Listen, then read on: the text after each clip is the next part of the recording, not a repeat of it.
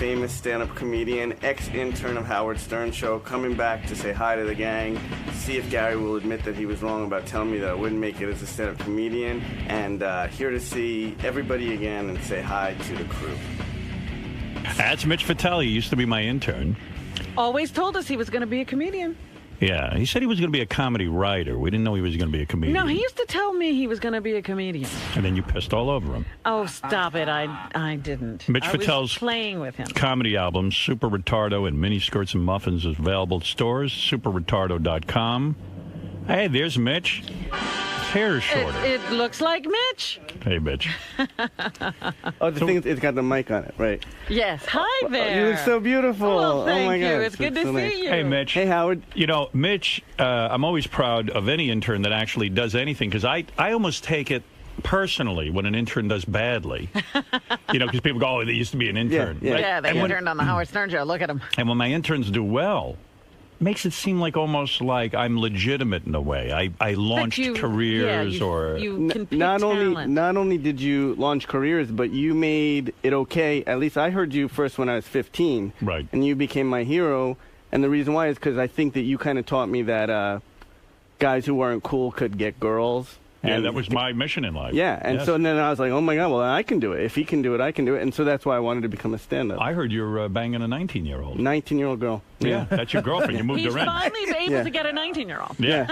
Took him And till he she's- was, how old are you now, 37? I'm 38. You're 38. Yeah. Took him till he was 38 to get a 19-year-old. Yeah, I know yeah. the feeling. Yeah, it's wonderful. Once you can get one, it's wonderful. And what's even more amazing is that she's convinced that she would like me even if I wasn't a successful comedian. Oh, right. But yet I walk in the mall and nobody pays attention to me, but suddenly she says that she would have figured it out. How'd you meet her? She was a waitress at the comedy club. And she was into your act. And, I mean, you're a good comic. Your album sounds funny.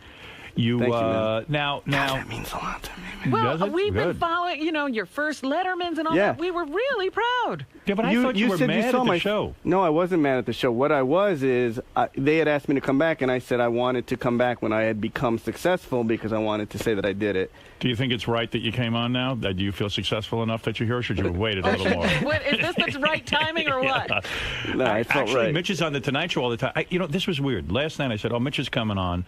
I'm going to look him up on Google. Right. And I Googled you, and then I went to your website. Right. And on your website is the clip of you on Jay Leno doing a report from the Grammys, similar to what you used to do, what Stuttering John did for us and what we did on the show. And I still hold it against Leno that he will not admit that he's got Stuttering John, the announcer. Mitch then comes out and does the Grammys red carpet and asks goofy questions of celebrities. Right. And the guy, no, nothing to do with your show. And last night, him and Kev were trying to figure out if Sal should go to Kev's party. Yeah, exactly. So. I mean, it does. Like Beth, my girlfriend, tried to calm me down. She goes, "Isn't that a compliment to you that all these guys are using your stuff?" And I go, "No, for some reason, I don't feel generous." You're not complimenting. I wouldn't mind if Jay Leno in an interview said, Howard Stern made these things possible, and I'm trying to do them on my own. Didn't Dave Letterman admit to you that he started using his mom because you talked to your mom? Yeah, he admitted that. That I can live with. I somehow need the recognition. I don't know why. I can't imagine one of my fans watching the Tonight Show and seeing you do your Grammys thing and seeing John do the announcing and then doesn't get kind of ticked off. Well, that's the first time I ever did a red carpet thing for him. Yeah, I used to go out to thanks man. I used to go to the Country Music Awards and stuff like that and talk to Willie Nelson and stuff like that in his bus and stuff. So, but I feel like Jay talks down to you though. When I watched the clip, you did a really good piece. My girlfriend actually said that too. My girlfriend's like, he's kind of mean to you when you come out. Like he's better than you. Shouldn't say that. Though. He's in the middle of but he's in the middle of ripping me off. And he's even using my ex-intern in the bit. Yeah. And I sit there and I go, he doesn't know I was an intern. I know that. And the thing is that he looks at Mitch. And Mitch is a lot shorter than Jay, and he kind of looks at him and goes, "Oh, you look like your clothes are funny." I mean, whose clothes are funnier than Jay Leno? You ever see him ride around on his motorcycle with that shirt that's all tight? Right, it looks like Halloween. Yeah, and his tits and his belly are hanging over the belt. I mean, in the big jaw. But he's Where'd you get your costume? He's looking at Mitch like he's a maggot. Meanwhile, Mitch just put together a brilliant piece for him that was really funny. He's working hard for him. Yeah, it's weird. Well, yeah, and I appreciate the work. Good. I know, you can't say that. I know. Jay's been very good to me. I was coached to say that. Jay's been very good to me. You left our show. Yeah. You did one of the most brilliant things I think any intern has ever done. And normally I'd be pissed about it, but it was so brilliant. When Mitch would get really angry, and most of your anger was Fred that you didn't like. Yeah. And you would do a thing. A lot of Fred. I had no idea. There was a lot of me, too, and I was really shocked. You know, Rob, I don't know why you say that. I was never mad at you. Really? No, Let me tell you the brilliant I thing. recall feeling very upset that I didn't ever want to hurt you. I loved you. Yeah, no, because people have always said to me, like, why was Robin so bad? I'm like, I don't remember ever having Everybody a problem thought with Robin was bad. She had problems. I don't remember. No, but Mitch and I had a great relationship, I liked you. I really did. I always thought. Well, here's what Mitch did. I swear to that. Mitch used to work the computer and keep the notes and the log for our show. Right. My job was I'd have to put in what was happening every hour. Right. When Mitch would get mad, he would do something called a time bomb. No one ever thought to do this. He would look ahead 5 years, and he'd write, Fred is an asshole. I mean, you would write things about, like you would write, Fred. I'm trying to remember what it was. Like you would say, I don't know what the hell you said. I think one of them was like, I hope Fred chokes on a horse's dick and dies. I hope Fred's dead by now. Right. So 5 years. It didn't happen, Mitch. But I'm sorry. Now, I'll tell you why I was upset. I realized it, and it's like, and now that I've gotten a little older, I realize that, I was the lowest on the totem pole, and everybody else's job was to shit on the intern at that point. Because now I do it to people that was part of the resume, wasn't it? Yeah. And Fred Fred is rough on the intern. Well, I've gotten better. I really I don't know why you used to shit on the intern. You know something? I don't either, but that's 20 years ago, and I'm hoping that I've changed since then. I even had to go to Fred. I think it was over you. And it was about somebody totally different. Yeah, Fred was doing something to some intern. It's like, on one hand, I felt like he deserved it. I probably acted badly with him. But Mitch, I always liked Mitch. Well, I did like Fred. But I guess I wasn't goofing. I think the reason why I think the time bombs happened, and I'm sure you can relate to this. The time bombs happened because, of course, as an intern, I wanted it to be more than just clean your potatoes. So I used to try Mitch used to clean my potatoes. Right. And I always did a good job on that. I prided myself on that. You were one of the best. I remember you used to say, nice potatoes, and my whole day would be made. Nice potatoes today, Mitch. And now you're banging 19-year-olds. Yeah, look at that. And my dad would be like, I heard your potatoes were good today. That was my one job, so I wanted to do it good. So the thing that happened with Fred, just that I thought I would clear up, was, when we had Milton Berle on, and Milton Berle was a big guest for us at the time. He was a we didn't get a lot of huge guests. Right. And Milton Berle was one of our huge guests, and he went on this whole thing about how you're changing radio. Right. He made this whole statement, you're wonderful, you're changing the world. So I actually, on my own, to try to be an adult, went to Scott and said, let's take that clip and we can open the show with it. Good. So I went to Fred with the cart, all proud of myself. I cleaned your potatoes, and then I took my cart and I went to Fred and listen to that. Go fucking put that in. Fred puts it in and just stares at me while it's playing, and it ends, and you were talking about condescending. Fred just goes, yeah. And I go, don't you think that's kind of good? He goes, what's good? I don't understand. What do you want me to do with this? I go, he's busting your balls. I go, that's not cool. That's not cool. It gets really good. It gets really good. It gets really good. If I did that, no, we're so not even close to the end. Right. So I think this is called settling the score. Go ahead, This Gnome. has been on my mind for 20 years. Fred, and I got to tell you, Fred. Get to the ass rape. Okay. Right. So anyway, Fred, and now to make it even worse, he keeps going, why are you having me listen to this? I go, well, don't you think that would be kind of fun to open the show with? Why? Why do you think? And he's just torturing me. Right. I go, well, I don't know. It's kind of Milton Berle talking about Howard. Yeah, okay, well, I don't get it. Why do you think this is good? And he just kept torturing. I go, so all of a sudden I'm beaten, and I'm like, it sucks. I suck. I'm a fucking idiot. I've got to put this away, and I'm going to try to get it. But it gets even better. Go ahead. So that's it. So we put it away, and it's done. Right. And months go by, and we're cleaning out the office one day. Right. This is the moment I remember for the rest of my life. We're cleaning out the office, and we have tons of carts and drawers. And we're pulling them out, and we're playing them and seeing what they are, just finding. And all of a sudden, we put in this cart that's not even labeled, and it's Milton Berle talking about Howard. Right. And you go, Jesus, that's brilliant. What is that? Why don't we open the show with that? Fred? And Fred goes, yeah, that is brilliant. I don't know whatever happened. Well, I don't even know where that's from. Oh, and I'm sitting there, and I'm going like, walnuts. Yeah. Right. And that's the moment I go, I'm going to go in and I'm going to set time bombs because I was like, I had to let it out somehow. You didn't know where to put it. Wow, that's a bitter intern. And Fred actually said, like, yeah, I remember putting that together. I remember that. I don't know whatever happened to that. You want to know something? I don't have a good memory about a lot of stuff, but that's bullshit. No, and you it's know not. it. Oh, now you're lying. Why don't you and Jay Leno go choke on a horse's dick? Tell you Fred. something, Fred. I've seen you in action with interns, and even when Gary was first interviewed, you do torture people. No, that's true. But really, I would never do that. And plus, you took good material and you didn't play it. No, I would never. And then from that day on, we always open the show with the Milton Berle clip. Absolutely, I remember that clip. I think the 20 years has made this story a little bit better. You bet. What is your Baba? I think he used to get mad at me because he used to goof on his laugh and the way he spoke. The first part of that story sounds totally believable, but again, knowing Fred, that's Fred's way of joking with you. I would have thought that the story would have ended where Fred would have eventually used it. Because Fred used to... But think about how much time that wastes. I mean, really, Fred has too much time on his hands to sit there and goof on an intern. But Fred didn't used to go home stuff. I know, he used to stay at the office. It was so important to me. I cared so much. You're using your initiative. Let's encourage that, And then Fred. after that, I just was like, I'm just going to be a potato boy the rest of my life. You never tried again? I gave up. I just started writing time bombs. Somehow you overachieved. Well, the reason you hated Gary, I remember the reason. I never hated Gary. Well, Gary's your Yubi, the guy who told me I'd never Gary be a did was a success. lot worse than what I did. No, you tortured. Like, you took an insect and pulled his legs out. I did do that. I don't know why you would want something. to I apologize for that. Thank you, I really Fred. did. That's all I ever wanted for 20 years. Now How many more happy. time bombs are there going to be, by the way? How many did you say? I'm sure, like, there's anthrax coming in an envelope. Have the Robin time bombs hit yet? No, no Robin ones. But Baba Booey, you did leave a few Baba Booey time bombs about Gary. What did you do wrong, Gary? We used to mess around with each other all the time. We would break each other's balls. So I didn't break balls. It was he breaking my balls. I didn't break his balls. And you would break my balls too. I was a kid. How did I break your balls? I was not much older than you. My boss. That's the funny thing. That's true. So what happened was I don't think he ever said that he wanted to do stand-up comedy. I think that he always wanted to be a writer. I don't remember Mitch ever saying, I want to be a stand-up. So I wanted to do stand-up since I was 5. So one day while we're in the office, he goes, I want to be a stand-up comedian. And I go, you? And he goes, yeah. And I go, tell me a joke. Now, in my mind, it doesn't matter. I'm auditioning for Gary in the fucking front office. It doesn't matter what the joke is, whether the joke's funny or not is insignificant.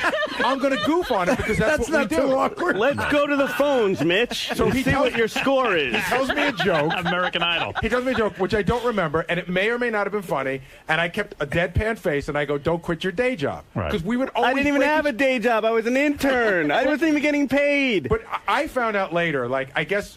Mitch really held that against me, and when we were working on your movie, Howard, right? I guess Ilan Gold, the comedian who was a good friend of Mitch's, did some work in the movie. And we sat down for lunch one day, and he was just telling me how the significance of your anger towards me, and he was telling me that he even said to you that you've got to get over it. And Mitch left. I thought Mitch was one of my best buddies. There's a guy in every performer's life who told him he'll never make it. Right. I know my guy.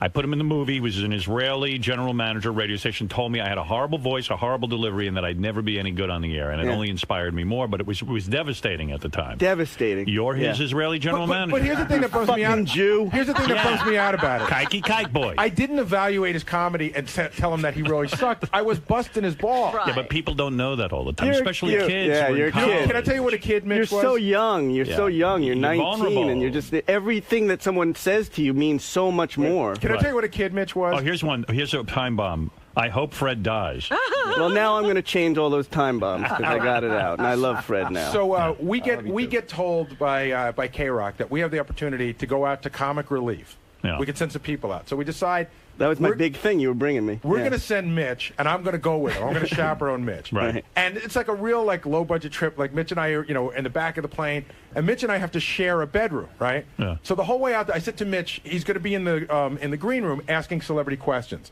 So I say to Mitch, you don't have to wear a suit or anything, but you probably have to dress a little bit nicer. You can't wear jeans and a T-shirt just because we don't want to stand out in this room. Right. So we get on the plane, and Mitch goes, listen, I went shopping with my mother. I got pants. All I have to do is safety pin my pants up because I didn't hem them. Right. I go, that's great. That's great. I was as comfortable in those clothes as you are. I didn't know how to wear suits and stuff. So wasn't your thing. And he got, if I remember correctly, he even got a little sports coat and everything. So he kept saying I'm small. He kept telling me over and over again that I guess I am. Yeah. He's got a little sports coat like it's Halloween. So he must have told me 6 times on the plane and in the hotel and everything that all he had to do was get these pants safety pinned, right? we go to the hotel room.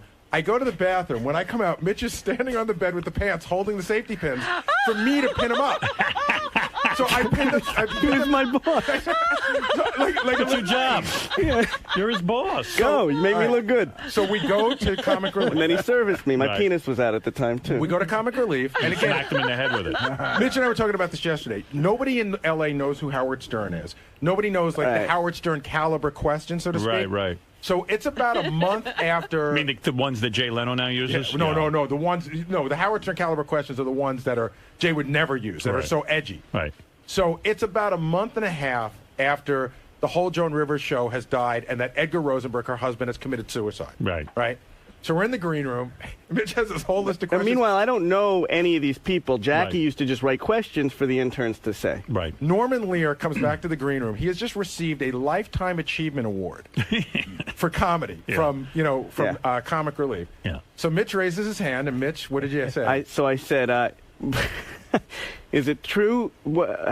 Is it true that Fox killed Edgar Rosenberg? No, do you think Fox has any responsibility for the death of Edgar Rosenberg? That's great. Norman Lear. No idea what I was asking. By the way, that's a legitimate question. No idea. Rivers, no idea what I was saying asking. the job drove him crazy. So Norman Lear glares at Mitch. Glares at him. I'm in the back working the tape recorder. Thank God. I have to push the record button down. Yeah. He glares at him and he goes. There's a long pause and he goes, "Oh my God." He goes, I don't even. He goes, "I just won a Lifetime Achievement Award. I don't even understand that question." Wow. And he wouldn't let it go. He kept going, "Oh my God, oh my God." So finally, somebody asks him another question, and he starts answering. He goes, "I got to stop. I got to tell you, I don't get your question." Mitch is shuffling through papers. Mitch did a lot of good stuff. Mitch was the guy who did the whole homeless makeover on our video. Remember that? Yeah. He did a lot of good stuff. So Mitch was asking John questions before John. Oh, yeah, definitely. So what happened? I heard your particular intern story was that you were our intern and then you wrecked your car and your dad said, "Look, you're getting the hell out of that job. Those people are taking advantage of you. They're not paying you, and I'm not paying to fix your car unless you leave," which was good probably. It got you out the door. I think even you said, I wouldn't let my son work on a show like that for free. I think that's what it was. And you were upset that you had to leave, and you even went and called your friend at NYU named Stuttering John. Well, there was a guy at the... and I actually had to apologize to Stuttering John because I think I did something bad to him when he first started. Because he first started and he said to me, and I don't know if you remember, I wrote this funny song for Howard, and it calls him a Jew boy. Right. And I said, well, Howard will love that. That'll be hysterical. He always laughs. And he played it, and I remember listening that day, and you going, what the hell do you think? The line was, "Poor little Jew boy thought he was a coon." That's the actual line after that song. Oh, it was great. But it was funny because Mitch felt so bad about leaving us so quickly, and he wanted to help us, get a replacement. And Mitch was all weird about the stuttering part. He's like, "Listen, the guy stutters, but it really won't affect his job at all. He's a good guy." I walk by and I go, my ears perked up. I go, you said there's a guy who stutters? I go, no need to interview him. He's hired. That's it. Right. John's still offended by that, by the way. That you said hire him before I ever met him. Just Absolutely. Based on the stutter. That's the truth. And he took it to a new level, the whole intern thing that I never thought That's right. Yeah. But... So your dad got you. So what happened? You left, and I had no idea what happened to you. So I left. Well, what is even weirder is I had one of those weird kind of. A couple of people knew me because we had done the underpants party and stuff. Right. So I now wanted to become a stand-up comic. So I got a job as a waiter at an overnight truck stop. So every now and then, like in the movie The Accused, people would come in and be like, "You're the guy from Howard Stern." And I would just deny it because it would look so bad that I was just working for you. And then I was taking people's orders at a truck stop.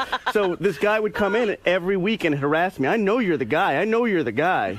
Those are the jobs that define you as a man. Absolutely. They do, because you those are the jobs that say, "I got to get out of Those this." are my proudest moments that I said. And I remember I got a job serving cappuccino somewhere, and I was walking in the room, and all the cappuccinos fell and spilled all over my pants, and I burned myself. And I went home and I said, "What am I doing? I'm a waiter now." And I kept thinking of Gary. Keep your day job. Keep your day job. Yeah, now look at your day job. And then I just said I wanted to be a stand-up since I was a kid, and I know I was good at it. And I went to a stand-up comedy club, and I just started, and it just escalated. You quietly went out there every night. Some nights you bomb, some nights you do well. Absolutely. And Gary was like, "Why don't you come on the show?" And I said, "I just want to do it on my own and know that I made it, and then come back to Howard as a success." See, we always got a weird vibe that you didn't like us, and I realize now Mitch was he wanted to make it so he would deny that he was part of the show. Even if, like, some people use the show to get spots at a club. Right. Mitch would never do that. I never wanted that. Yeah, I wanted to do it on my own because I felt like I wanted to know I was funny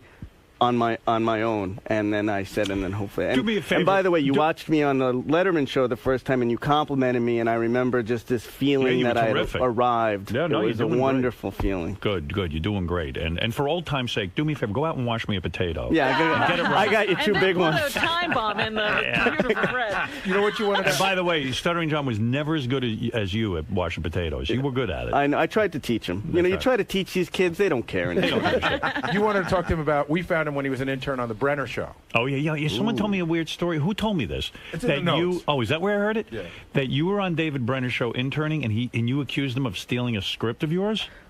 Well, again, and I think that's when Fred worked on the David Brenner show, and Fred actually stole it from me. No, I was working on the David Brenner show, and they used to start the show, which was god-awful, if you remember. Yeah. And they used to start the show with some terrible skit. David would come out, and the audience member would do something crazy. I always wanted to be more than an intern, so I wrote this script, and we were not allowed to talk to Dave. You were just not allowed to.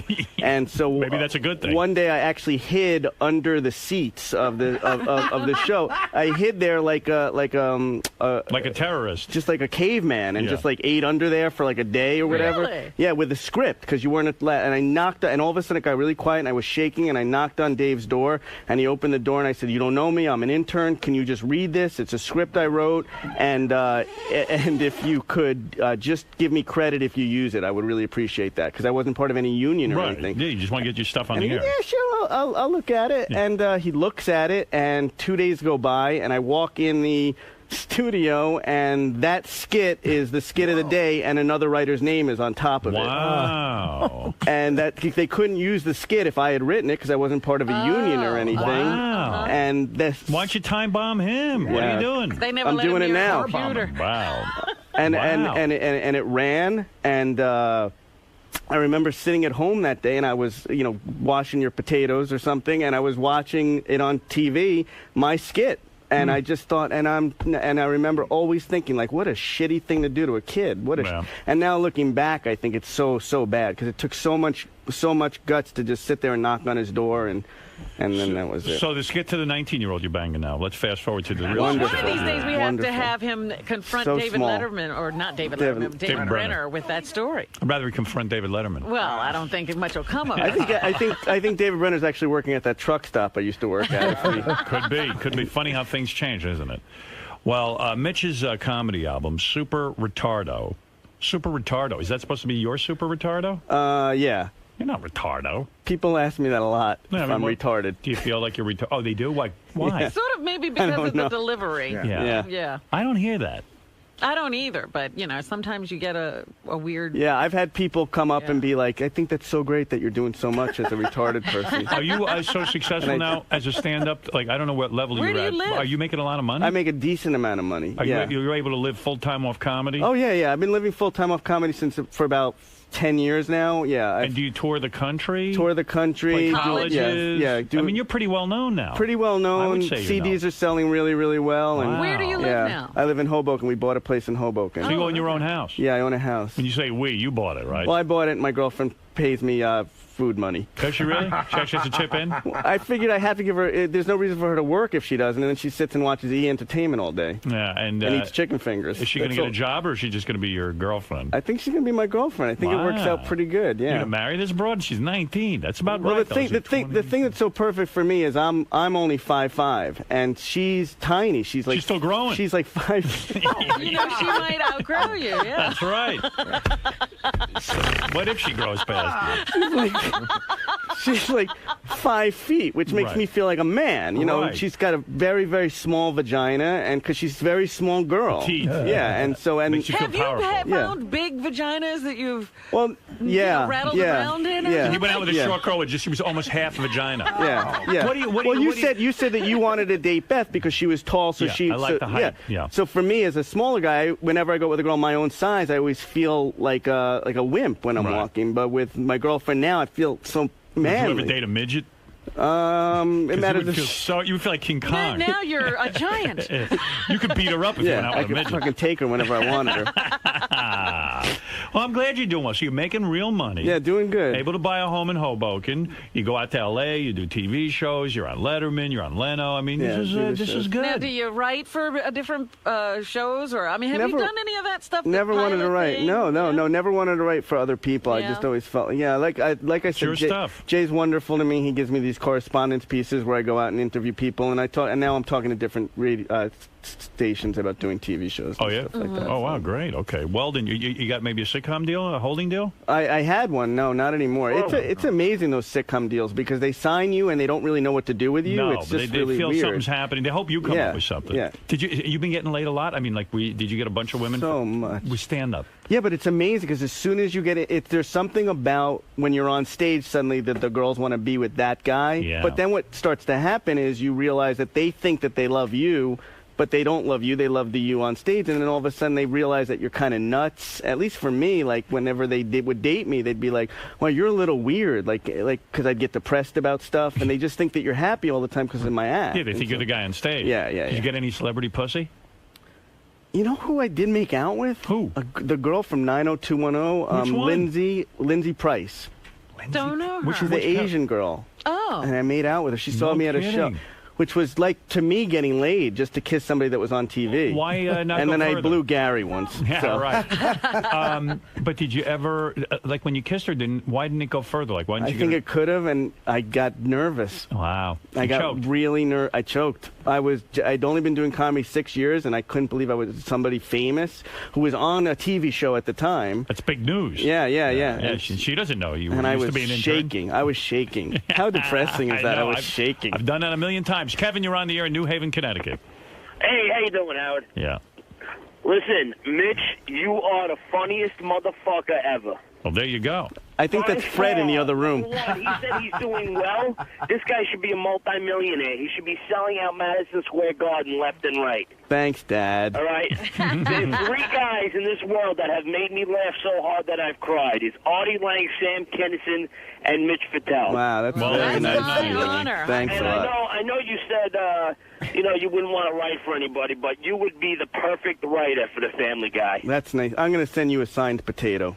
Well, that's nice, I tell you. And you're doing well, and I'm glad for you. That makes me so happy that you say that because you were always happy. so important to me. No, the thing is that Mitch really left here angry with everyone but me, and that's all that counts. Well, apparently I got out unscathed. Yeah. I don't remember For you a having a problem with Robin. I'm sure you did. You were always nice to me.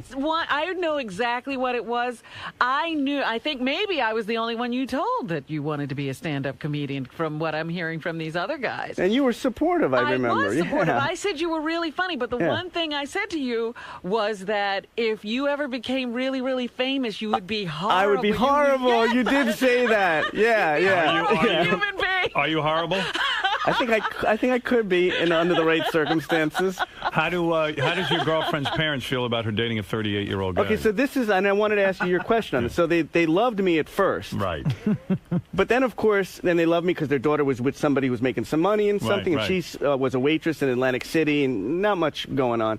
And I moved her to Hoboken, and then I have a journal every week, every month that I put out for my fans, and like a blog. Yeah, and this month's journal is. Beautiful girl, which was my first time this ever happened, came over and wanted me to sign her breasts. I'm assuming you've done this numerous times at this point, but this was my first time. It was very exciting, and it wasn't some slob. It was beautiful little tiny breasts. They were just gorgeous. So I signed them, and they took a picture of me signing them. So I put it on my website, and all of a sudden the mom calls. My girlfriend, why is he putting pictures of himself signing people's breasts on his website? Right. And then my girlfriend, why are you putting pictures of people? Why? I thought you would. I don't think it's appropriate that you're touching other people's breasts. And then I have to. Well, honey, it's my business. I can't put just pictures of me and you shopping. I go, that wouldn't really be interesting to the fans. And what do you want me to do? Pictures of me writing love poems to you? Right. So now they're like, it's fun until they see that I'm putting pictures of other girls on the site now. Oh wow, there's the Asian chick you made out with. Wow, I don't think she's Asian though. Oh no, she was Asian because I remember she was saying at the time that her and Lucy Liu were the 2 Asians looking for jobs, and man, she's nice. Yeah, she was pretty, right? Good for you. Yeah, Wow. probably could have gotten her. Yeah, she's half Asian. It looks like to me. I would guess. Hook Nose Mike, you're on the air. Morning, Howard, you hook nose, you two bastards. Listen, I just wanted to say that you know, I admire Mitch for what he's done. He hasn't attached himself to your name, and he built his career up from the basement, and you know, started with you and didn't, you know, ride your coattails. You know what I mean? Yeah, no, he's done very well for himself, and he's a respected comic, and we couldn't be happier for him. And the album is called Super Retardo. Mini Skirts and Muffins is also another album available in stores and at superretardo.com. Superretardo.com. You know, I didn't want. That's nice of him to say that didn't ride your coattails, but I do want to say that you were a huge inspiration to me. Well, so. I'm thrilled. Who was your inspiration when you started out? Who made you want to do comedy? Well, I had weird inspirations. I was into talk shows. I was into Mike Douglas. I like the Mike Douglas show. I like Soupy Sales show. That was the one I'll never get over. That Soupy Sales was his hero. Soupy Sales was your hero. My hero. Wow. My hero. And, of course, I ruined that when I cut the piano wires in his studio and yelled at him. He totally crapped all over I crapped all over my hero. Your hero. So feel free to crap all over me if I had some influence on you. Tortured your hero. Mitch just got up and peed all over the soundboard. One of my biggest influences was Paul Winchell, who was a famous ventriloquist. I know the name. Jerry Mahoney and Knucklehead Smith were his puppets. And geez, I don't know. There was a million of them, though. And I loved a lot of stand-up comics. Richard Pryor. Yeah. But it was funny because I hardly knew who Soupy Sales was, and he was one of the first guests we ever booked on the show. We were still in Washington, right. And Howard, he had a song out called "The Mouse." He was re-releasing "The Mouse," nice. And Howard got this, he got this booking, that Soupy was coming on the show, and he was generous. He was like, you were shaking. nervous. Yeah, I was beside myself. Soupy Sales is Soupy coming. Sales. You don't know who he is, Robin. The other influence on me, I met him once, and even to this day, I can't even comprehend his genius, which is Don Rickles. I've never heard anything like that in my life. He was the most brilliant of men, to the point that I don't even want to know him because I don't even want to be disappointed in any way by him. You want to think Don Rickles is Don Rickles. I do. You don't want him to come down from what you see him as. I just think he's the most brilliant person I've ever seen on television. Do you think that story he tells about Frank Sinatra is a true story or just a story that he tells on? You mean about how... the one where I'm eating Frank? I always wonder if that's a true story. I don't know. You don't know with these guys. They make stuff up or they embellish on the truth. But he would come out and he appeared to be spontaneous, but he wasn't. Yeah. But he was brilliant. Yeah. And what about Rodney Dangerfield? Rodney, I loved. There was a bunch, but the only guy in radio that I even knew growing up, which is weird that I wanted radio because my father was a radio engineer, so I looked up to my father. But the guy that I would listen to is Brad Crandall, and nobody knows who he is. Brad Crandall is a guy who was on NBC Radio, a network radio show at night. Yeah. And I'd lay in bed and listen to him, and he was an expert on everything. He was an expert. Was he funny? No. It was serious. He was just... I didn't know what he looked like, but he had this great voice. I pictured a guy in, Montana somewhere, sitting there with a pipe. Yeah. I wasn't that far off. He was a little chubby guy. In fact, Walt Sabo sent me a picture of him, his press photo. Yeah. And Brad Crandall would sit there, and he was an expert on everything.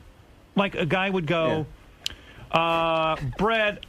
I want to fix my back porch screen door. What do I do? And Brad wouldn't miss a beat. He'd go, look, what kind of bolts do you have and nuts? And he would tell the guy what to do.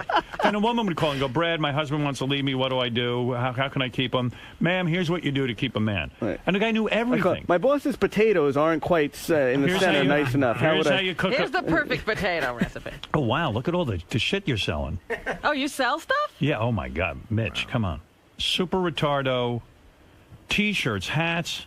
My personal favorite is that you can get a 10-pack of the refrigerator magnet. Hey, I got a girlfriend I got to buy chicken fingers for. Do you make money? Throw Pillow, $19.99. You get a couple of bucks for everything. There's this company that puts all this stuff on there for you, and they sell it, and then whatever, you get a commission off of everything. Do you get a check every once in a while? Sure, yeah, wow. absolutely. You'd be surprised. I guess then it works. But then you get emails out of nowhere from guys, hey, asshole, I bought your Super Retardo clock, and it doesn't work. Like, I'm sending out the clock. Well, they hold you responsible. Well, this is great. It's great to see you, Mitch. I feel free to come in and see us every once in a while. That's nice to hear. Thank you so much. Tell us what's going on with you. Mitch Fatel, many years ago, a intern of ours, was the guy who was here before Stuttering John and then brought Stuttering John in and made my potato so well. And And was tortured by Fred. Boy, I miss those potatoes. But me and Fred just made our peace, and now I'm happy. I think you did make now peace. We're cuddling and everything's good. It's not easy to make peace with Fred. He let you off. I'm surprised. How'd it go in there, man? I think.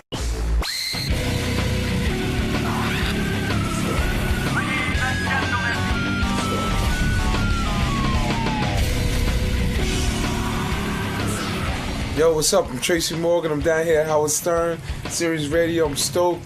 I'm psyched. I'm excited. I'm a big fan of Howard Stern. It's going down. I don't know what to expect. This is crazy.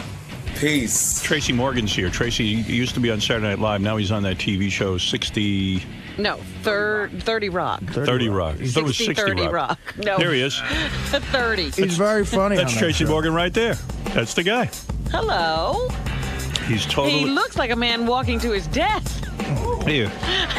He looks very... I'm excited. Oh, that's excitement? I'm a big fan. Tracy's a big fan. He, what are you talking about? He even knows about Elliot Offen and Baba Booey going. No doubt. Come on, me and my son watch this show every day, all day. Is that right? Yeah, I'm excited to be here. Well, you were sitting out there, and I was like, geez, he looks a little nervous What, on or edge? scared. Why? Yeah. No, I'm just a black man. Yeah, come on. A black man in a room full of white people It's and robbing. always on I'm used edge. to it. 7 years of SNL, I'm good. Was it weird being like the black guy on SNL? Nah, I loved it, man. I had the advantage, man. And, I was a soul on the show, you know what I'm saying? Well, whenever somebody... I didn't have to write nothing, man. All I had to do was show up, baby. But when someone... Let them play everything black. I didn't have to write nothing, man. Being a black dude on Saturday Night Live is the spot. For you, it was a miracle, right? I mean, you grew up in the poorest of neighborhoods. Yeah, Brooklyn. Nah, I grew up right across the street from Jay-Z. No, wait a And Mark second. Breland, and everybody came out of my project. You had a horrible childhood. Mark Breland, a boxer? I had love. We had love. We didn't have money, but it wasn't horrible. Oh, wait a second. I had parents. I had grandparents. I had uncles. Your father, though, wasn't around, right? Nah, my dad went to Vietnam. Vietnam screwed him up. Yeah. So, we come from that generation. Vietnam screwed him up. Being on the other side of the planet at 17, fighting enemies you couldn't see. Then they bring you back with no counseling. Did your dad talk to you about Vietnam? Did he say to you, listen, man, this fucked me up, man. Yeah, this is crazy. Always. Shot dope. Yeah, shot heroin over there. Picked up some bad habits. Yes. Came back, gave my moms a couple of kids. Yeah. Then she had to kick him out. And then took off. Yeah. Yeah. But, all of that stuff turned That's into hard. this, No, but wait a second. That had to be sad That's for you. the end of the story. And your dad died at a young age, right? Yeah, 36. 36 years old. Did he die of AIDS? Died of AIDS. AIDS because of passed heroin? away.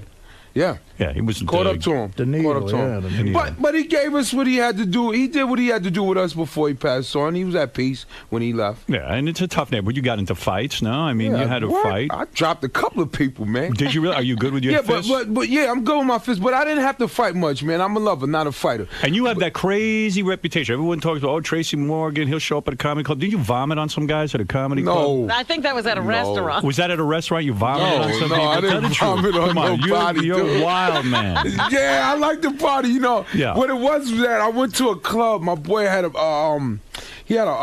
bachelor party over at Suede, and I didn't eat before I went over there. Rookie move. I'm a professional drinker. That is a rookie move. Yeah, it was a rookie move. You know what I'm saying? Right. And I started drinking and I threw up in the club, and they put it all in a post in page 6. But I'm taking power back now. I love you for that, Howard. Thanks for bringing it up. No man. problem. Who are your friends? You have a lot of celebrity friends now that you've made it in the business. I mean, you're a big star now. Well, you say Star Jones. How do you? I don't hang out with these people. I have don't my hang out own with Star friends. Jones? I don't hang out with no celebrities, man. Really? I'm down to earth. My friends are regular. Someone my friends told are me working Mike class. Mike Tyson. Those are people that I know and I speak to, but I don't.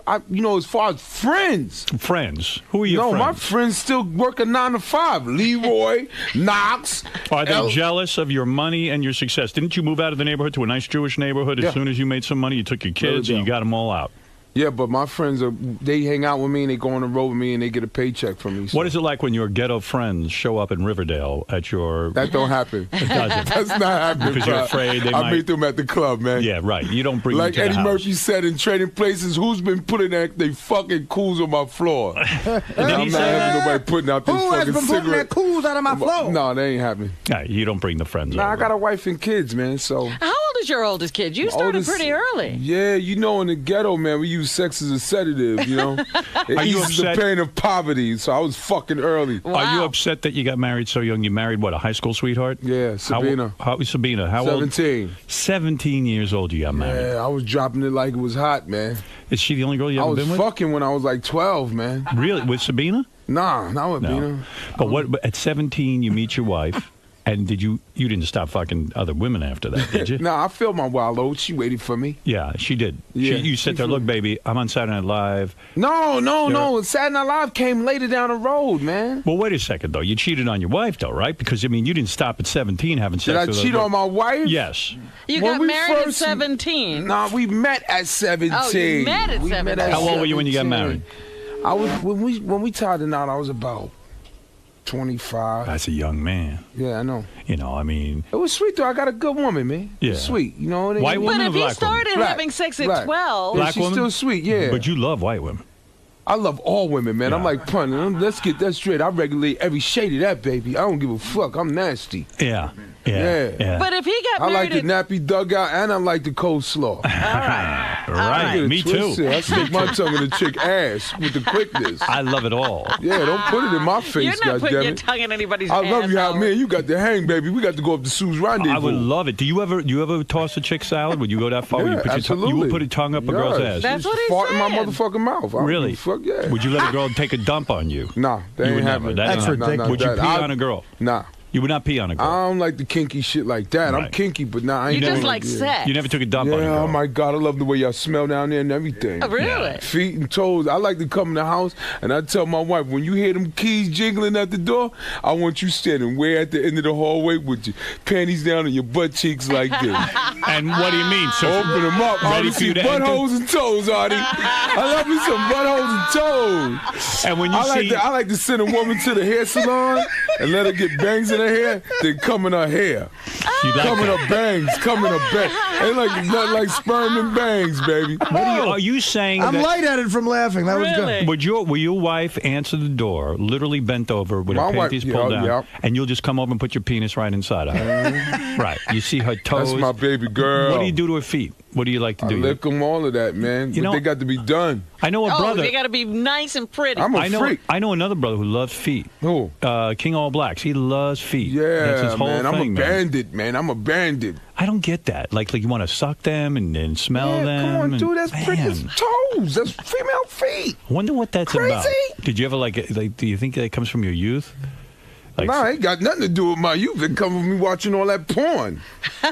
porn. I'd love to see the woman when you got the legs up on the shoulders and the feet dangling. Yes, yeah. I like that too. Yeah. I do. I like that. Pretty Yeah, toes. I don't want nothing decrepit. But give me your history here. So you met this girl Sabina at 17. Yeah. You start Old to have lady. kids with her and everything. But then you have a period of time that you stray from Sabina and you were able to have sex with other Yeah, I women. was young, man. Between 18, 19, 20, man. You know, I was out there doing my thing. You know, it wasn't Right. nothing crazy. I wasn't, fucking on my wife or nothing. But, females hollered at you. Yeah, I'm a young guy. Right. What is You know, cheating? Cheating, let me see. How do I define cheating? How do It's I not a blowjob, define is it? cheating? Is a blowjob cheating? Cheating is I think cheating is when your heart goes to another person. Oh, man. then I you can think do anything. Oh, then you didn't do anything wrong. when your heart goes to somebody I else. agree with that. My heart was always home. I never got lost on the way to grandma's house. Right. You were always faithful in Yeah, your I'm- mind. You loved Yeah, her. I can't only. say I was always devoted, but I'm Right. dedicated. I ain't never turned my back on my family. Is it hard to be a comedian who's Cheating made to it? me is cheating to me is like when you, like my father cheated on my mother. Right. Because he chose heroin over her. Right. That's what I did. Heroin was his lady. Yeah. That's right.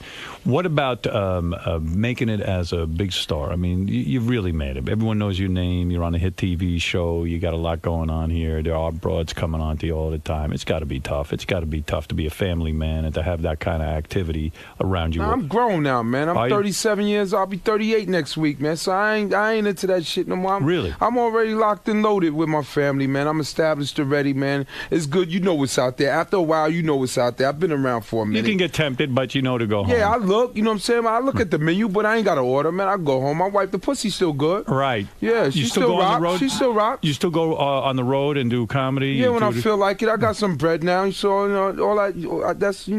That's money that if I want to do it. You know. Well, what about all the cats you work with on Saturday Night Live? Do they turn their back on you, or did you? No, everybody's still cool. Everyone's still I don't see everybody. With Tina everybody's Fey, still, right, everybody's Tina still Fey cool. is Lauren good Michael's to you? still my dude. Yeah. He's still Obi-Wan Kenobi. He's there when I need him. How does a guy who's growing up in the projects get on Saturday Night Live? Explain to me how that. How do we adjust? How did we? How'd that happen? I mean, here you are. You were a comic. What even made you think you could go up on stage and be funny? How did you end up doing that? My balls, man. My balls, man. You know, I'm third-generation entertainer. I've been funny my whole life, and then I had people around me, the same people around me now going, yo, you should do comedy.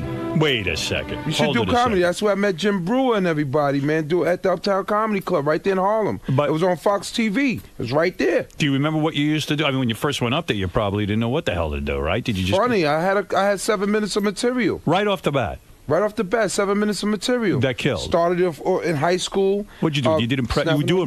No impressions. You don't do any impressions. Just characters that I created. I had one character called Biscuit. Yeah. He was like the little boy inside of me that had a chip on his shoulder because his dad wasn't there. Right. And he wanted to beat everybody up, and it was funny. Right. His name was Biscuit. Biscuit. It worked in the black community, but when I tried it on Saturday Night Live, it was wah, wah, wah. So who discovered you from Saturday Night Live? How do they hear about? The Brown Brothers. The Brown Brothers, they were executive producers of Uptown Comedy Club. Uptown. Yeah. And they gave me a shot. And as a matter of fact, Chris Rock was he missed his flight. And they came to me and said, "You want to get on TV?" And I said, "Yeah." And I had 7 minutes. And they put me on TV. And you were hit voila. right away. And voila. And these brothers saw you, these two guys. Kevin and Andre. And they said to you, "We want you to audition for Lorne Michaels." No, they wanted me. They put me on Uptown Comedy Club, and I did Uptown Comedy Club for 2 years. Then that got canceled on Fox. Okay. But before that got canceled, I did Def Jam when Martin Lawrence was hosting. Right. Good so friend Martin, of yours. Yeah, I love Martin. He's my OG. Not crazy. He's a role model. That's my dude. That's my dude. He's crazy, though, right? Nah, Martin ain't crazy. No. They say you're crazy. They say that you're... How would you ask Tracy? Sure about everybody. You're They said infamous. Jesus Christ was crazy. I don't care. They say you're infamous for not showing up. Like, the people always say, "Oh, we don't even know if Tracy will show up today because No, they don't Tracy's say there." that about me. No, I've always been on time. I'm good with You that. always show up. Yeah. Yeah. So Well, They Baba say I'm Booey crazy said you because I took my shirt off. I take my shirt off in clubs when my song comes on. Well, you lost your driver's license, right? No. You didn't get a DWI. Yeah, but and I didn't lose my license. Why would he lose I his thought they license? take your license when you get No, there. that's L.A., you know. That's what they do out there. They stop you. They watch you come out of the club. I was doing karaoke with my wife. Uh-huh. You think it's because you're a black man they keep an extra No, eye on I'm you? not the poster boy for that stuff. No, I don't think so. No, I guess I got stopped, and they said I had too much liquor, and Right. they took me in. That's But they it. didn't take my license. Oh, that's good. And this bling you're wearing, I mean, that's got to be a very expensive chain. It's sparkling all over the place. No doubt, man. This is You've made a lot of money, haven't part you? of my well-living. Yeah, you've made a lot of money. Saturday Night Live, though, is not such a great place to make money, though, Yeah, right? but you could. That's a you know. It's a Stepping jumping stone. ground. Yeah. Yeah. Into that stuff. You know, Right. I can't complain. You know? On your TV show now, do they give you a lot of money? On I this, get some bread. You do? I make more than anybody ever knew in my generation. That's right. That's right. When you start making money like Howard, now that's some That's paper. real money. That's some That's paper. right. Yeah. Don't That's forget. lawsuit money right there. That's right. That's lawsuit money right there, baby. Big bucks, baby. Gotta be Word careful. up, man. Word. You my idol. This is all freedom to me. Thank you. You Thank you. showed it to me, and you gonna ask me all these crazy questions, knowing I got you right in front of you and Robin. This is the whole blueprint is right here. How long you been listening to the show? How long have you been a fan of the? About 10 years. No kidding. Over 10 years. I didn't know that. Since you jumped off on the radio. You know who tells me you're the greatest guest ever is Jimmy Kimmel. He thinks you're about the best there is. Jimmy, go do him next week. Yeah, he loves you. It's my But bro, you know, Yeah. we had Yeah, Tracy I stay on the loose. show Yeah. before Tracy came on the show because Craig Gass used to do. Yeah, he's making a living. That dude is making a living. He does an impression He's of you. making a living, but is it precise? I mean, is this dude just saying it's me? It's very good. It's very funny when he does. Would love to do Tracy Morgan, but you don't know who Tracy is. He's Tracy, a black comedian. Black dude from Saturday Night Live he's like one of the craziest guys. You got to have him Who on the does show. a Tracy Morgan? I don't even know it. Just me. I'm the only dude. I'm the only dude. Yeah, he sounds all black and shit. That's very funny right there. Close. That's It's crazy. I got an accent on my New York accent. And you are a real brother. I mean, you're not some guy who grew up in some suburb. You mean somewhere. like Tim Meadows or something like that? Yeah, I mean, you're like a real brother. Yeah. Now, what about Eddie Murphy? Did he ever, like, he started on Saturday Night Live. He was the black guy on Saturday Night Live. Did he ever embrace you? Did he ever come to you and say, man, you're doing good? Yeah. Yeah, he did. I met Ed, you know? Yeah. I love Ed. Did he have you up to his house, Bubble Hill, the mansion? I hung out with Charlie up there, Charlie and Vern, the other brothers. But I met Eddie in L.A. You did. And how was he to you? What was that like? He was real cool, man. He was real friendly, man. He just said, you know, keep doing what you're doing. You know, you where you at because you're funny. Right. Bottom line. That was the advice he gave you. Bottom line, just stay funny. Right. Whatever you do not lose your sense of humor about nothing. And what is your life make money, like you now? get a divorce. Keep your sense of humor. Yeah, he got a divorce, all right. Yeah. He's going through that now. Still funny too. And why would he go out and knock up one of the Spice Girls the second he gets divorced? He's back in the same boat again, isn't he? Because she's sweet. Yeah, she's probably good to him. That's insane. That's insane. What is he doing? He's what would you do? You would just lean back for a little while, Howard? Well, I would have sex, but I wouldn't have to get some girl pregnant and get into a whole situation again. He has a bunch of young kids. He's already. a family man. That's a problem. He's got too many damn families. That's his problem. That's like me. I'm a family man. How many kids do you have? I have 3. You have 3 children. Now, your and oldest all is like 3 of them are 18 capable of making somebody pregnant too. Really? Your oldest is 18? No, 21. The middle. 21? Yeah. Now, what about these kids? Are they going to go to college? Did you ever get to go to college? No, I never went to college. Would these kids get to go to college? One is in FRT now. Oh, I see. The middle is getting ready to go to NYU. Right. The baby is a producer. He's making beats. Oh, really? Yeah, I just took him to Sam Ash. He's a guy. He has like a full studio in his room, sound studio and everything in his room. And no outside children outside the marriage? No. You never got into any of that? No way. No way? No way. Look at I'm you. only with Sabina, man. Look at you with Sabina. Only with Sabina. This Sabina dick right here. Yeah. This Bean dick. This Sabina, this is your dick. What are the In spite of what you might hear, what you might see on page, this is your dick.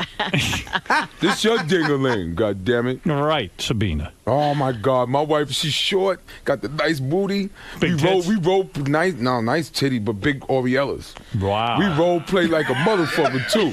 I just bought her a Girl Scout suit. No kidding. Told her to go outside, knock on the door, and try to sell me some cookies. I'm gonna answer the door in my boxers. Is that true? My dick right on the side. Wow. Yeah, and we play rape sometimes. You do? Play rape? Now, Yeah, how we does play that go? rape. She go upstairs, she put on her little Victoria's Secret with no panties, go upstairs in the bathroom and act like she's doing her hair. Right. Then I go put my criminal shit on. Yeah. What does that Ski entail? mask and everything, glove, flashlight. It starts off as a home invasion. Wow. And the kids, where are they during all They're in this? the bedroom sleep. And you My walk... oldest son is in the room beating his dick watching my porn. I know because his room smell like socks and bus off. His room smell like socks and bus off, Artie. See, that's how you don't cheat. He You gonna gotta go be blind. creative. Like you don't do. cheat. I sin with my eyes, man. And you I walk make it in, happen. and then you grab her from behind, throw her on the bed, and rape her. Yeah, and do you say dirty shit to her when you're doing it? Yeah, that's my Is she boo-bee. screaming and crying and like, don't then rape me? Yeah, then it's over. Wow. Then we got another one. What's the See, other I don't one? get into any of that. Yeah, maybe I would like my that. lady do. Me and my lady in do. depth. Me and Wow, my you're lady so do. creative. You gotta be, man. You gotta keep it going, man. The first thing that goes, the first Play thing that rape. gets done. And the Girl Scout cookie fantasy is you answer the door. Robin, you are so pretty over there. Sexy thank chocolate. you. Go over and play rape with Robin. Robin, come on, Robin to put it on me, man. Robin, you ever role play? Seriously. Role play? No, I don't have got the time for all pretty You know what? lips and Actually, I did everything. that with my girlfriend, the Girl Scout cookie thing, but I really wanted the cookie. You left her alone. I took the cookies and I had to fuck her. You got it all wrong, That's a Artie. problem, man. Robin, let Tracy see your feet. My feet? I know Yeah, they come on. pretty. Put them Yo, out. Rob, come on with that, man. What are you talking about? Mature woman. That's what I love about it. The maturity. When you get older, you know. You don't mind a woman getting That's older? what turns me on is the maturity. Really? Man. Really? Mature women. How old is your wife now? My woman is like in her 41. Wow. Yeah, but she's so mature about all of this shit, man. Yeah. I mean, some young girl couldn't deal with this shit. I'm rock and roll, man. Would you shave Fucking rock and roll. Does she shave a whole bush off and everything? Oh, no. No, you don't I go like for that. bush. You like a bush? Yeah, I like bush. Wow. I like mature women. I like stretch marks. I like cellulite. I love all of that. No, you don't. Yes, I do. Gotta be kidding. I love it. Does she have a lot of She cellulite? can have 4 good toes in that last toe. That welfare with dark nail on it. I love me some welfare pussy. Welfare I love pussy. thick. I love the thick C-section scar. Really? I know love you. a C-section. I I know like you- battle wounds. God damn it. I'm from the ghetto. Nah, you don't. You Put like some them spam young. on her ass. What are you talking Put some about? spam on I'm there. not buying this for a minute. I'm telling you how. Nah, come on. I'm telling you, man. I'm a beast. You're real ghetto. You've been shot, right? No. You haven't been shot? No way. Shot him. I was Nobody into shot him. sports. I was into sports. Were I you? never with gang banging and stuff like that. Nothing like that. Huh? What, No, were you, I was football? into sports. Football. Sports and my uncle, they all kept me into sports and you know that kept me away from all the bad guys. And what about your brothers and sisters? No, we're all good kids. All good kids. My mother, my father. None of us, no jailbirds, none of that shit. And I've been locked up a few times though. Yeah. Oh, you have? Yeah, I've been locked up. I've been through the system. I'm from the ghetto. Come on. What were you locked up for? Running around when I'm young, trying to be a fledgling drug dealer. That Oh, did Oh, did you deal? Yeah. Yeah, I dealed. what, you know, I coke? What had were to you get- dealing? Coke, heroin? Crack. Crack. You were a crack dealer. I bet you were good at it. I mean, I bet you. No, I wasn't. You were not. I sold like 2 cracks in my whole life. Wow. And they caught you? Yeah, my uncle punched the shit out of me in my face, man. That's not you, brother. Where do you That sell was out of crack? Like, character. did you have a corner, and were you hooked up with like Neighborhood. you were hooked up with a big dealer? In the and- neighborhood. I mean, you're there, and you see everybody around you just getting all this money. true. This was in the early 80s when Right. crack was king. Right. And everybody was friggin' selling. Yeah. You know, and you don't want to be left out. You don't want to be the bummy dude. You don't Right. want everybody laughing at you. So I Right. tried it, and So- it didn't work. And I thank God. Why did you stop? You mean you got caught on the No, second? my wife. She said, "Look, you got to stop. Yeah, I this. was 17. She said, "You're an asshole." You're gonna ruin your life." Yeah, you're an asshole. Thank God you listened. Yeah, man. She got my dick off the corner, man. Wow. You know? What about pimping? You ever do any of that? None of that stuff. That shit is corny. Ever fuck a man. whore? I'm not taking. Huh? Ever have a whore? Yeah, I experienced that. You but did? That You was paid for it? Yeah. I'm surprised. Now, well, how much That was did you before I pay? met my woman, though. Yeah. How much did you pay? $30, and what did you 16 get? years old. My uncle took me over on 42nd Street. You know, when the deuce was the deuce. Yeah. And you know, in the car, to get me laid for my graduation. Oh, is that right? That was a graduation Yeah, I present. didn't know $30 what you I could was bang doing. her? I was just humping. $30 you could bang her. Yeah. Wow. And your uncle did that. Yeah. As a Cool uncle. graduation That was my present. uncle. Yeah. And how was Got me it? laid. Was it a good looking woman for $30? You probably was a I snagger don't. tooth. Yeah. No. She was blonde headed. Yeah. A lot of makeup. All right. I stuck it in like 6 times. Then took Bing, it bam, out. boom. That's Yeah. it. Yeah. I was scared. Yeah. You I didn't bet. really. Yeah, I was into football. I didn't care about girls. Come on. 16. Nice C-section scar on that one. Yeah. Yeah. I love C-section. You're not kidding, are you? Oh, you're a freak. Yeah, man. You're a freak. Tell me about the Girl Scout cookie scenario. In other words, for real, your wife has a Have Girl you used Scout, the outfit yet? You got it. You just got it. and she knocks on the door and she goes, Mister, do you want to buy some French brownies? for real. Use the voice and everything. And then you go, And then I look out the door and I look and I go, yeah, come on in there. Let me buy a couple of boxes from you. wow. And I got the boxes with the big erection and everything. It's my that's fantasy. Great. That's you know? great. Good for you, My man. fantasy. No dialogue, no nothing. You ever take dirty videos of your wife? No way. Why? Cause I'm For not. the two of you. I mean, No for your way. own pleasure. No. You won't do it. I don't like to look back. Tell me about Saturday Night Live. Do you get nervous before you have to go on? It's got to be a little nerve-wracking. I Right? wasn't. Live I audience. didn't say nerve. I wouldn't say nervous. I would say excited. Excited. Yeah. I would be you the nervous. huh? I did And it with once. Tracy Moore. I know. And I was nervous. I didn't feel good It's about live it. television, baby. Yeah, it was like really, I don't know. I just But didn't it's like a it. rush, man. It's like going from 0 to 1,000. Before Yeah. you know it, Howard, you was saying goodnight. Yeah, Before you know that's it, it. you was saying goodnight. Once we start rolling, once that train pulls out, you got your makeup and your hair, and they grabbing you, and you I mean, you didn't even have time to be nervous. I man. want you to be there honest. was 2 minutes in between each, Right. commercial. But wait a second. I want you to be honest with me. Did you get along with everyone at Saturday Night Live? Yeah, I was cool. I was cool with everybody. Everyone? I was There was cool nobody with- you didn't like. I was cool with everybody, man. Now, how come you were booked on the Jimmy Brewer radio show 3 times? You still haven't shown up. What's going on with that? It's just scheduling, It's just Scheduling. scheduling. Being over at Teen of 30 Rock now. Okay. And then, when Jimmy would book me before 30 Rock, I was on the road. I didn't have a TV show. I see. had to make money. Right. So, the time that I wasn't on the road, I was with my wife and my kids. When's the first time you banged a white woman? First time I banged her, I remember, she was from D.C. too. It was before I met Sabine. I was working over at the Empire State Building. Her name was Dana. Dana. I met her. Her name was Dana. Oh, did she live? She was from Washington. You're sure, not Jersey? Dana, Not from yeah, Jersey. Not from Jersey. Why don't we all just calm down? Just before I met my wife, man. No kidding. I had my own pad in East New York. Nice. And I was paying like $30 rent. And $30 rent, and I was working. great. This is the only time I ever felt bachelorism. Go ahead. Just before I met my wife, I was 17, just before I met her. And it was sweet. I had my own crib. My cousin Love was living with me. He had the other room. And we met these chicks. We were selling sneakers at the Complete Athlete at Empire State Building, and they walked in. And they liked you. Yeah, we got down for our crown. And you said, hey, why don't you come by my bachelor The first pad? time I always saw some pink vagina. Wow. First time Was it great? Pink, yeah, blonde head. Oh, my God. Wow. And she was so mature. She knew what she was doing. She would make noise. Right. No one never did that before for you. That's why we watch pornos, because those chicks are theatrical. Oh, it's I great. need to hear it. Yeah. I don't care. Yeah, I need to hear that. Yes. East New York, toughest, worst neighborhood in New York. Hey, you know what? I've always wanted to see. Go ahead. The episode that you did with the lady with the big labias. Oh. The big pussy lips. I don't remember that one. What? The one with the big pussy. Wasn't that you? Well, Houston. Big ones. Didn't Houston have those? But y'all blurred it out. I could get you a copy of that. I need to see that. Sure, I'll get it. I just got to remember who the hell that was. Who had the big pussy? Bust this out, though, Hal. Yeah. I just pitched this idea to Tina Fey yesterday. Go ahead. Tina Fey seems to be some sort of we genius. We want to do an episode where we find out that Beetlejuice is my father. That is funny.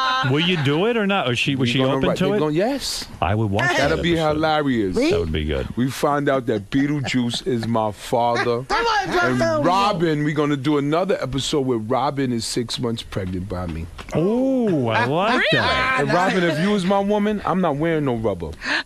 I'm going straight booger and sugar with it. I'm going booger and sugar. You hate wearing rubbers? That's what we say in the ghetto. Do you hate wearing rubbers? I never had to. I only bang my wife. Nah, come on. I'm only banging my wife. No one believes that. I'm only banging my wife. Who is the biggest pain in the ass celebrity on Saturday Night Live? I'm talking about the host. I gotta Come say on. Tom Green. Tom Green? Yeah, we didn't like each other. You didn't like each other? We didn't like each other, man. What We happened? were just doing jackass shit. I mean, you're such a nice guy. We're just doing jackass shit. With, if you don't want to do a skit, don't have me stay up a whole fucking night and write it, and then you come down and we're doing a cue card thing, and when you do the cue cards, right. My words were brown, his is green. Right. He started reading my fucking, he thought that was funny. He was fucking with you. Yeah. You mean during the sketch for real? During the sketch, man. He started reading your lines? I stopped reading and I went and I grabbed the fucking cue card and I brought it back off camera and said, dude, these are your fucking lines and this is mine. That was right on live TV? Right on live TV. Oh, that's great. So, I came up when Norm Macdonald was there, Yeah. You love Norm. And Norm taught me.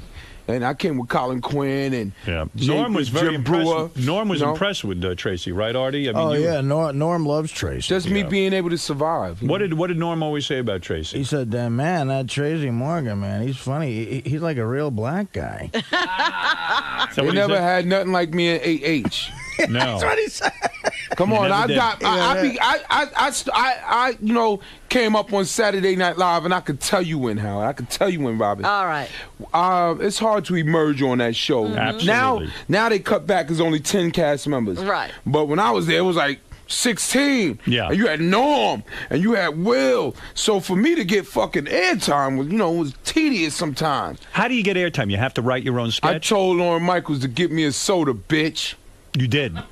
You said to Lorne Michaels, get me a soda, bitch. That's how he got noticed. And America went, what?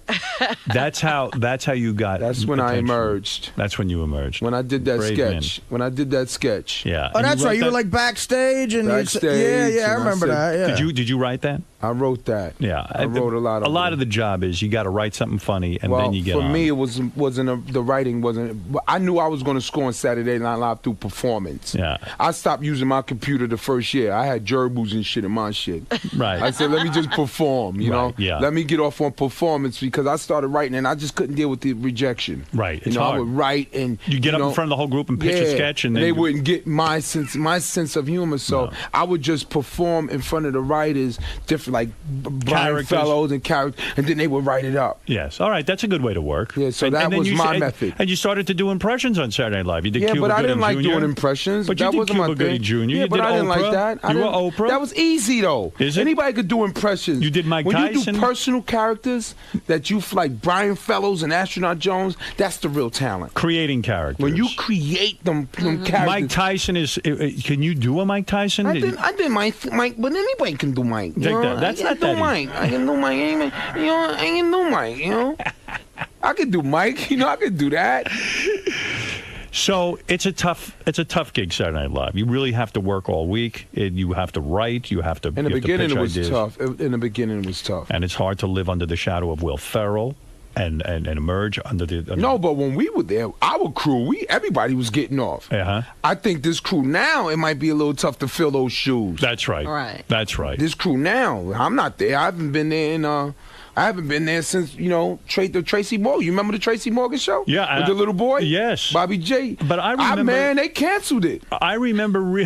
I went out to L.A. and my cootie cat was nice and pretty. My pelvic bone was nice and my coochie lips was small.